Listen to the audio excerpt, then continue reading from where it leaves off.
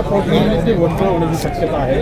बारामती आणि राहुरीच्या विधानसभा मतदारसंघात मला असं वाटतं की जर त्याची घोषणा झाली, दोन्हीकडच्या निवडणुका या मला असं वाटतं की बिनविरोध व्हाव्यात आणि एकमताने सर्वांनी मिळून निर्णय करावा असा आम्ही प्रयत्न करू. पण आमच्यावर निवडणूक लादली गेली तर आम्ही निवडणूक लढायला देखील तयार आहोत. शासनाचे निर्देश असतानाही मुंबईच्या महापौर जे आहेत त्यांच्या गाडीवरती लाल दिवा असल्याचं समोर आलेलं आहे. राज्य शासन या संदर्भात चौकशी करण्यात. मला असं वाटतं मी त्याची माहिती घेतली. लाल दिवा गाडीवर वगैरे नव्हता, पण बॉनेटच्या ठिकाणी त्या ठिकाणी लाल दिवा होता. त्याच्यात काही महापौरांचा दोष नाही आहे. त्या संदर्भात राज्यामध्ये कोणीही लाल दिवे वापरू नयेत हा जुनाच आपला निर्णय आहे. त्यामुळे महापौरांना त्याची कल्पना आहे.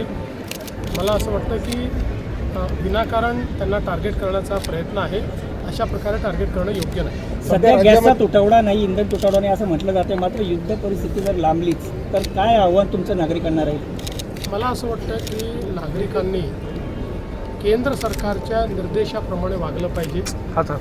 काही राजकीय पार्ट्या जाणीवपूर्वक नागरिकांमध्ये घबराट तयार करत आहेत. त्याच्यामुळे पॅनिक सिच्युएशन होऊन असलेली चांगली परिस्थिती खराब होण्याची संभावना तयार होते.